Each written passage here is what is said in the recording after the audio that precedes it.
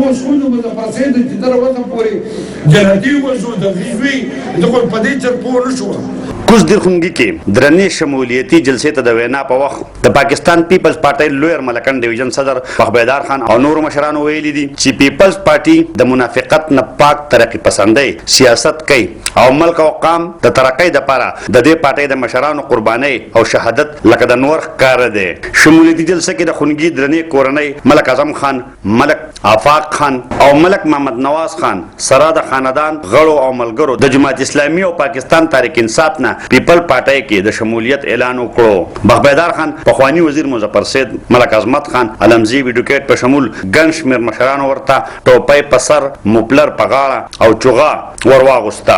د ملک اعظم خان وینا وه: زه باقاعده تقریبا پاټا سیدي ما پلان اعلان کړی په جماعت اسلامي کې او د هغې نه پس موږ په جماعت اسلامي کې وو د 88 نه هره قرباني مو ورکړې ده.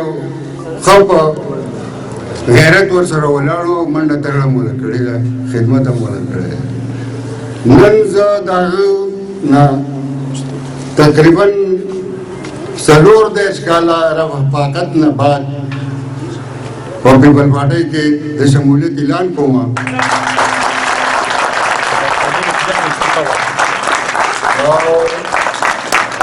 د دې مشرانو که دوم وروسته ګڼي او کم مخکې ګڼي، موږ دا زموږ مشران دي او موږ کشران یو چې څه قسمه قرباني انشاءالله مخکې د پلار په نیکه یو قسمه ورکړې ده دې پاټو کې پاتې.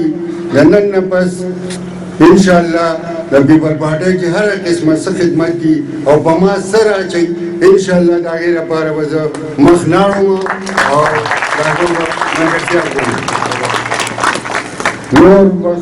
جلسې ته د وینا په وخت بخبیدار خان، مظفر سید ایډوکیټ، ملک عظمت خان، نوزاده محمود زیب خان، فضل حسین خان، سیاست خان، عابد ایډوکیټ، علم زیب خان، برکت خان، شهاب خان، امجد، طاهر خان او نورو، ملک اعظم خان، محمد نواز خان او د هغې د خاندان نورو غړو ته په پاکستان پیپل پارټۍ کې هرکلی وویې او زیاته کړه چې په داسې وخت کې چې د پیپل پارټۍ سره اقتدار شته نه نور څه. د دې شمولیت د دې دپاره ډېر دروند اهمیت لري. دوی د مشرانو او کشرانو لخوا نوي شاملېدونکو ته د هر قسم درناوي، خدمت، عزت او مرستې یقین ورکو. وینا کوونکو زیاته کړه چې پاکستان پیپل پارټي د یو تحریک نوم دی کوم چې د غریب بېوسه ولس خدمت او ملک د ترقۍ دپاره کار کوي. وینا کوونکو د موجوده حکومت په کارکردګۍ ملک کې ګرانۍ، بېروزګارۍ، خوراکي څیزونو قلت او حکومتي بېحسۍ په سختو ټکو کې غندنه هم وکړه.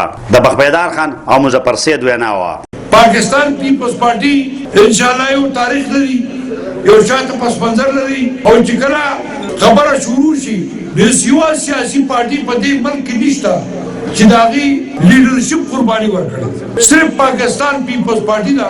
که د شهید ذوالفقار علي بټو ډیواله د شاهنواز بټو پورې چې د نن لنډکارۍ ته لاړ شي نو ټول په قطار باندې هغه خبرونه پراته دي چې هغه ته وګورې او د هغې شاته خیال وکړي چې هغو په خپله دغه خپل علاقې نوابانو سردارانو څه ضرورت ورته نه و، خو هغه زموږ ستا لپاره زموږ سیاست چې کوم دی انشاءالله ترقي پسندانه دی.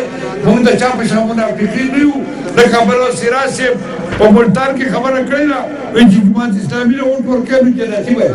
آیا زه تپوس کوم د مظفر سید چې تر وته پورې جنتي وځو د غیوي د خپل په دې چر پوه نه شوه نو د دوی هغه سیاست بیا راغلی دی. اوس خلکو ته بله لار نشته وایي چې جماعت اسلامي له ووټ ورکوي نو جنتي وایي او چې جماعت اسلامي له نه ورکوي نو کافر وایي. دا هغه منافقین دي، هغه خلک دی د خدای په چار باندې مطلب دا دی چې د دوی څه بس نه چلېږي او انشاءالله د تبدیلۍ والا خبره خو زما ورونو ډېره زیاته وکړه. بېګا په خپله عمران خان ویلي چې زما نه د ملک تباه شو، ما ملک ته نقصان ورسو. IMF چې کوم دی کومه پالیسیانې په ما نازل کړي دي دا ملک یې تباهۍ سره مخامخ کو. نن تاسو ګورئ چې سټیټ بینک زموږ نه لاړ او د بل چا په حواله شو. سټیټ بینک باندې زموږ کنټرول نشته.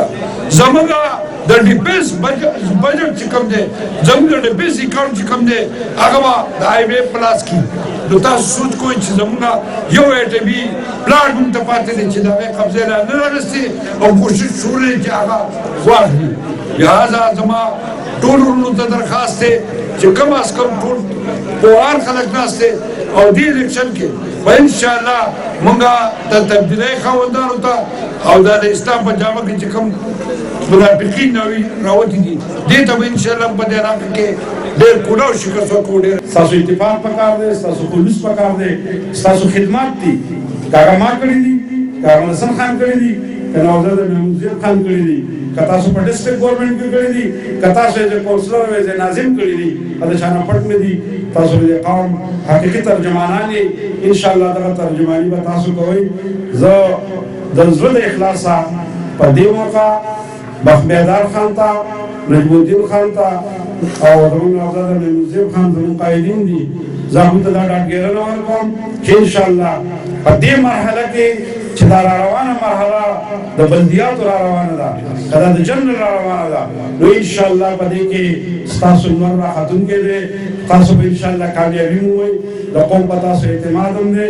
د موجوده دور د موجوده حکومت د ګرانۍ نه، د بېروزګارۍ نه او د هغې د غیر یقیني صورتحال نه چې قوم کم تنګ شوی دی، نن غریب او نن مزدور او نن کسان یو طرف ته په دیاړۍ پورې حیران دی، بل طرف ته د بجلۍ د بیلونو کم حل دی، د یوټیلیټي بلز کم حل دی، په یو ګراني یو قسم ته د اسمان سره خبرې کوي. حقیقت دا دی چې قوم 200 ګوله راغلی دی.